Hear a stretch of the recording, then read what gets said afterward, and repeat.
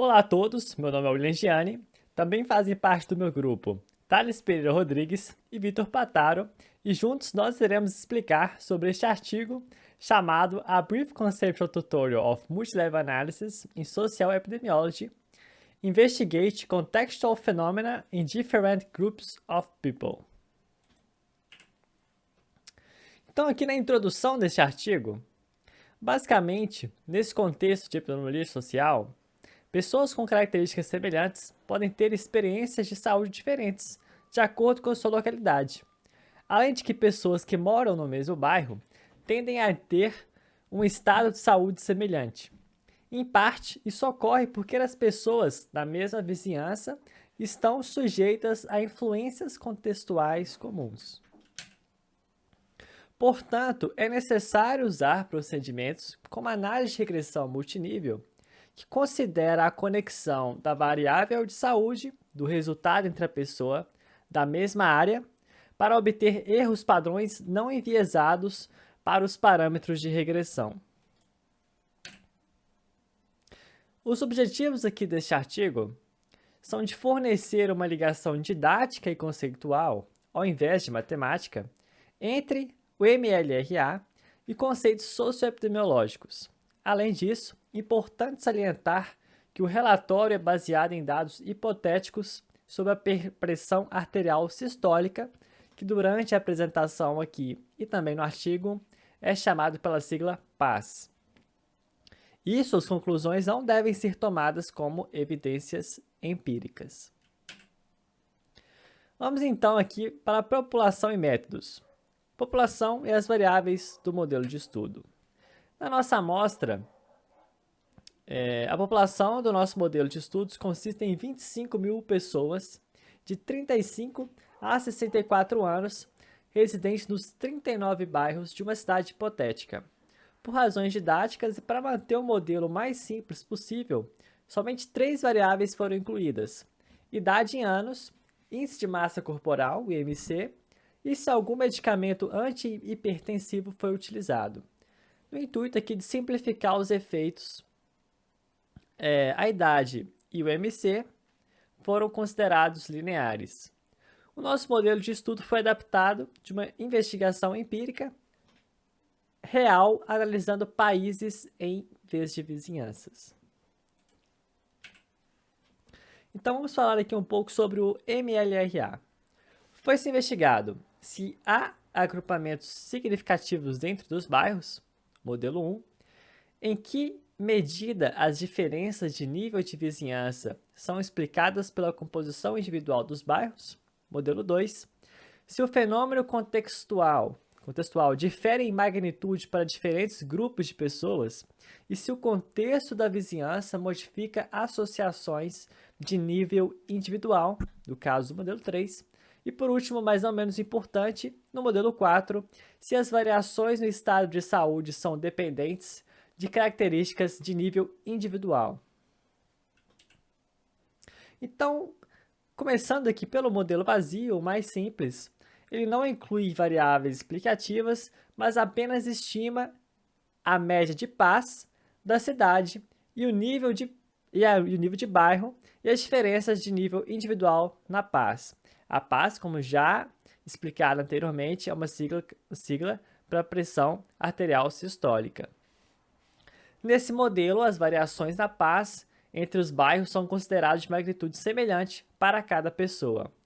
Além disso, ao usar este modelo, pretendemos simplesmente identificar um possível fenômeno contextual que pode ser quantificado pelo agrupamento SPP, Systolic Blood Pressure, dentro dos bairros. Aqui nós vemos, então, os ajustes desse primeiro modelo. Temos aqui o nosso intercepto de 130.2, o maior intercepto aqui de todos os modelos, e outros dados, como também a variação entre bairros, intercepto entre bairros, e a variação entre indivíduos, sendo este modelo o que possuiu o maior valor entre todos os restantes. Vamos agora falar um pouco sobre o modelo com variáveis individuais. Esse modelo expande o modelo vazio mais simples, incluindo as variáveis individuais idade, IMC e uso de AHM, que neste artigo é uma sigla para antihipertensivos, uma classe de remédios antihipertensivos, antibióticos, como efeitos fixos, além de que, essencialmente, efeitos fixos são usados para modelar médias, enquanto efeitos aleatórios são usados para modelar diferenças. Então, um modelo com essas variáveis individuais, como na análise de regressão simples, os coeficientes de regressão das variáveis individuais do MLRA descrevem a associação entre as variáveis de nível individual e a paz. Os coeficientes de regressão da tabela 1 mostram que a paz aumenta com a idade e o MC conforme o esperado. Aqui temos então a tabela 1, aqui estão os coeficientes, mostrando então que quanto mais velho e quanto maior o MC, maior será a pressão arterial sistólica. Além de que os usos dos remédios chamados antihipertensivos também aumentam esse valor. E por último, o uso de AHM está associado a uma paz mais alta, como dito anteriormente, refletindo que a condição subjacente a esse tratamento é simplesmente hipertensão. Aqui então, novamente a tabela que eu já havia mostrado anteriormente, com os valores, com o valor aqui do intercepto e dos coeficientes, além da variância, já um pouco menor que o primeiro modelo, essa variância. Opa. Esse slide aqui deu um probleminha.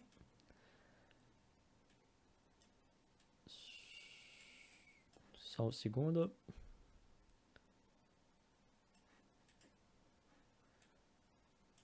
Pronto. Então, os resultados.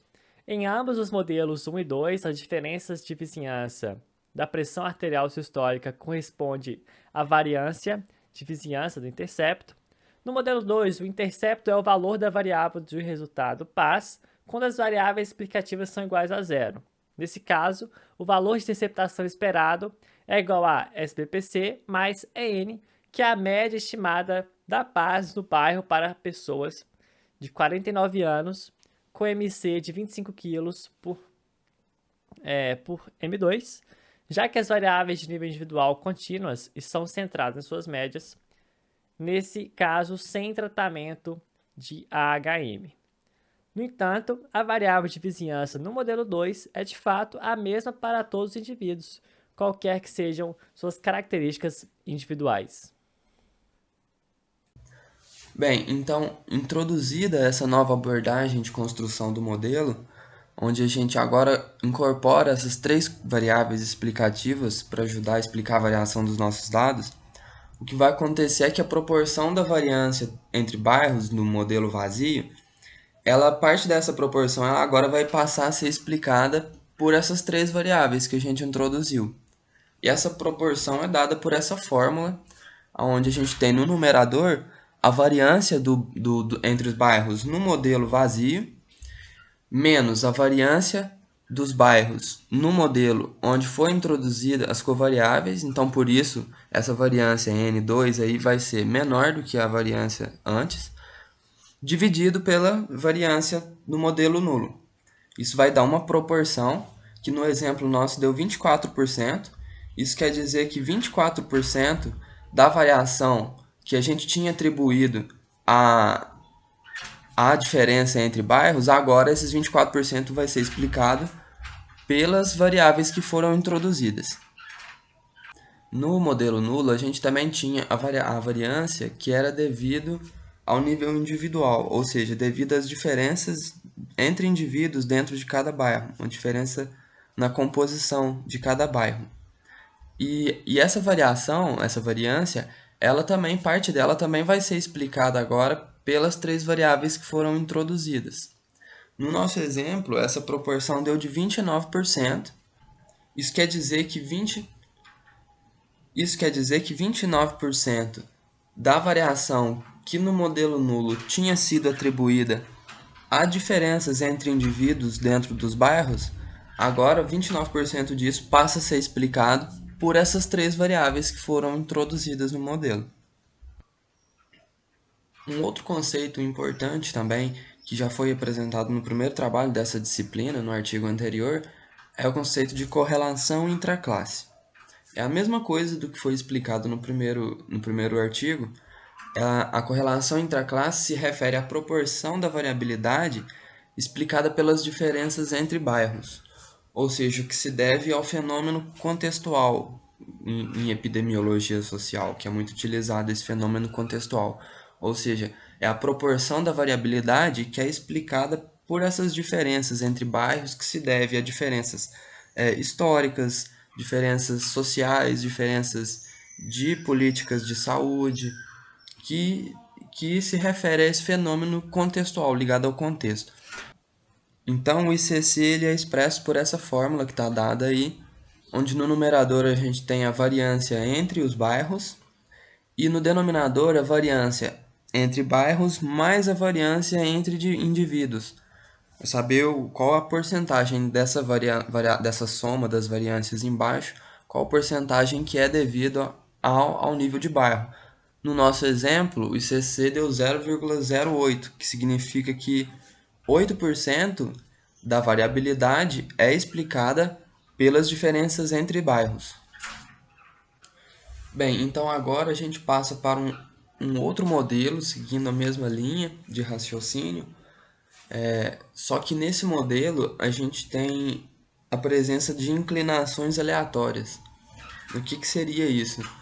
Significa que para a variável de índice de massa corporal, a BMI, né, está em inglês, a magnitude da sua influência na pressão sistólica ela é diferente de bairro para bairro. Ou seja, o índice de massa corporal ele vai influenciar mais ou menos de acordo com cada bairro. Cada bairro vai ter uma influência diferente do BMI na pressão sanguínea. Esse novo modelo fica então expresso por essa fórmula aí, onde o SBPI é a pressão sanguínea do indivíduo que a gente está modelando. Do lado direito da igualdade, a gente tem o SBP-C, que é a média da pressão sanguínea da cidade. Temos também, somando aí, o EN-C, que é o resíduo encurtado das diferenças de pressão para indivíduos com um BMI de 25. E esses são os resíduos encurtados, esse EN-C. Os resíduos encurtados também, o conceito de encurtamento de resíduos foi apresentado no primeiro artigo também, mas basicamente é um fator que vai corrigir, que vai melhorar um pouco a nossa estimativa, a precisão da nossa estimativa, no sentido de que ele leva em conta que quanto menor for o número de indivíduos dentro de cada bairro, ou quanto maior for a variabilidade dentro de determinado bairro, ele vai encurtar os resíduos um pouquinho, de acordo com uma regrinha lá, para poder melhorar essa estimativa, para poder um bairro, por exemplo, que tem muito poucos indivíduos e uma variação muito grande, para ele não atrapalhar a nossa análise.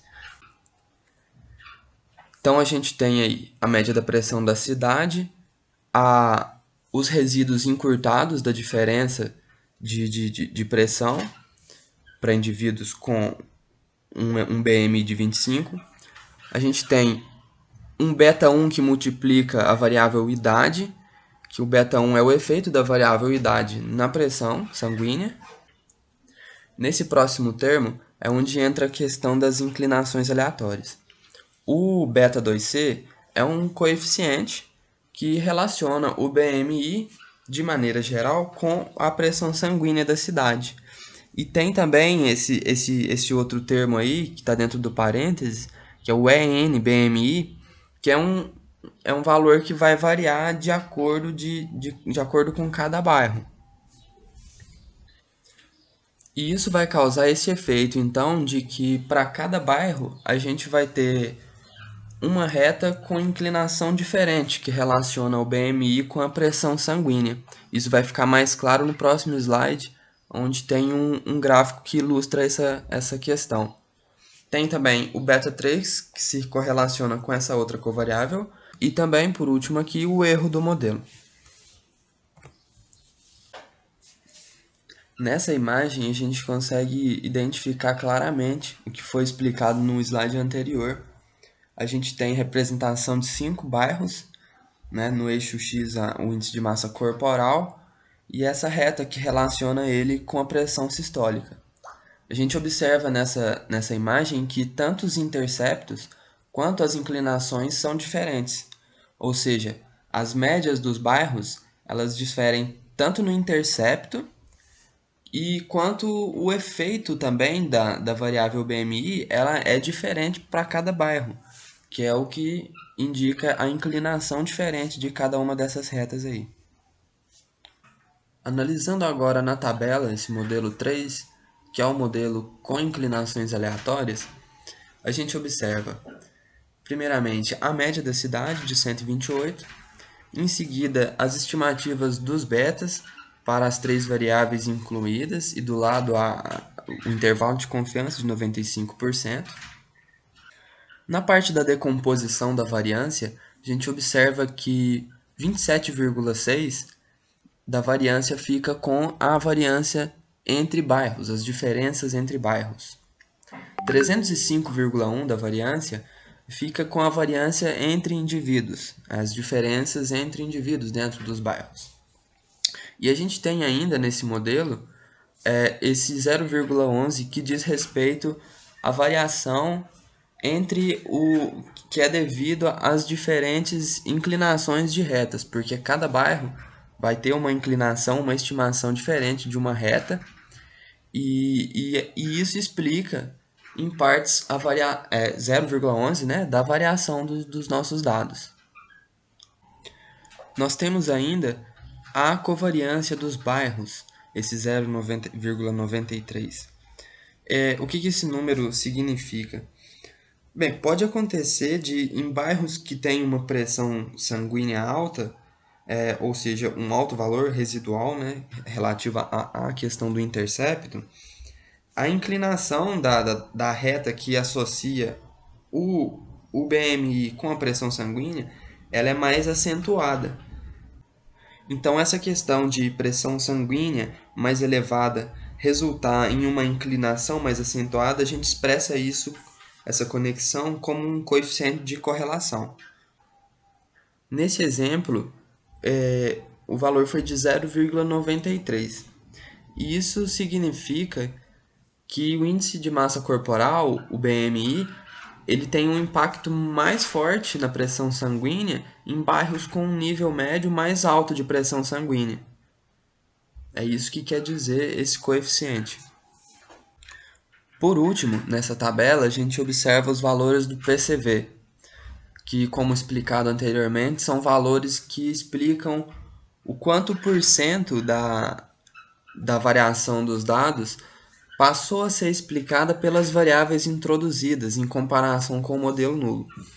Então, entre bairros, 24% da variação entre bairros passou a ser agora explicada pelas variáveis introduzidas. E das diferenças entre indivíduos dentro dos bairros, 30% dessa variação agora é explicada pelas 3 variáveis introduzidas. Temos ainda, por último, o VPC, que tem uma ideia, a mesma ideia do ICC, só que nesse caso, como a variância é uma função dos valores individuais BMI, então os valores na tabela são para os interceptos. Mas a ideia é a mesma, a variância dos bairros dividido pela variância individual mais a variância dos bairros. Isso quer dizer que 8%, né, da variação dos nossos dados é devido a fenômenos contextuais, é devido a diferenças entre bairros. E tem também a deviance de 211,443, que é um pouquinho menor do que do modelo anterior. Então, nós chegamos no modelo 4 de regressão multinível, esse que apresenta variáveis, inclinações aleatórias e variância individual não constante.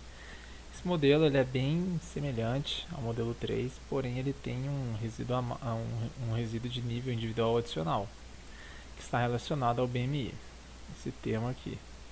Ele é o modelo mais completo que aparece nesse artigo, e dado que a variância individual não é constante, em termos estatísticos, esse fenômeno é chamado de heterocidacidade.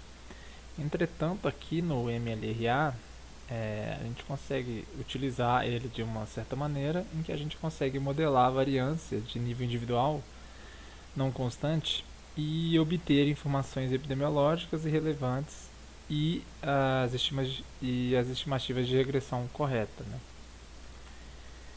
Então, como todo grupo de pessoas que possuem determinado valor tem uma variância de SBP de nível individual específico, a gente consegue escrever essa variância em função do BMI.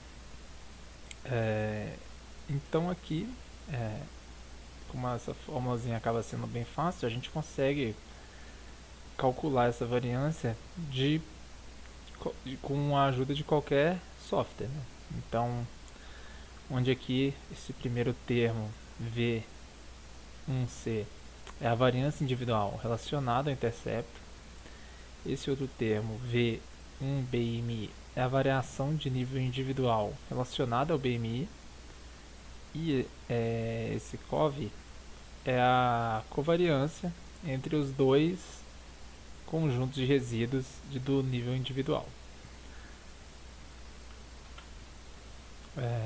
Nós temos aqui dois gráficozinhos, onde em cima é a variância individual e de vizinhança, e embaixo está relacionado a coeficiente de partição, o VPC.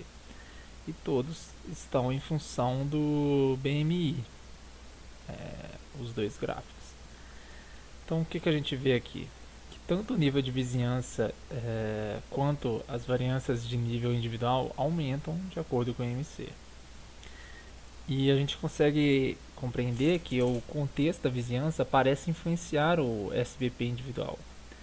E, no entanto, essa influência ela difere em magnitude entre as pessoas com IMC diferente. Então, como eu comentei, essas influências podem ser mais fortes para certos grupos, como por exemplo pessoas com sobrepeso, e menos importante para as pessoas com IMC normal. É o que mostra aqui, né? Então, quanto maior o IMC, maior é aqui, indicando uma certa correlação. E em maiores valores de IMC, a gente apresenta uma maior variabilidade, o que mostra aqui que a variação prevista é mais incerta para os valores extremos. Então, aqui tem uma variância maior do que aqui mais para o centro, né? Então, o que esse artigo tenta nos mostrar? Ele é baseado novamente em dados hipotéticos, então a gente não pode fazer análises empíricas. E nesse modelo, nós descobrimos que o contexto da vizinhança influenciou as pessoas com sobrepeso em maior medida do que pessoas com peso normal. Novamente, nós podemos ver isso nesses gráficos. E a associação entre BMI e SBP foi mais forte em bairros com maior nível de SBP. Então, o que pode explicar esses dois tópicos aqui? A gente pode dizer que, por exemplo, médicos em alguns bairros, eles tratam as pessoas com sobrepeso e que possuem hipertensão de maneira mais intensa do que os médicos em outros bairros. Ou também a gente pode dizer que está acontecendo algumas intervenções mais diretas aos fatores que aumentam a pressão. Então, por exemplo, alguma recomendação de atividade física ou alguma dieta com baixo teor de sal. Então, portanto, como um todo, o estudo enfatiza uma visão do MLA que se concentra em medidas de variação de saúde para compreender a distribuição do estado da saúde na população. Então, quando a gente tenta descrever padrões mais complexos de variação, o MLRA nos fornece informações úteis para análise de nível cruzado, principalmente, como por exemplo uma relação de bairro e indivíduo.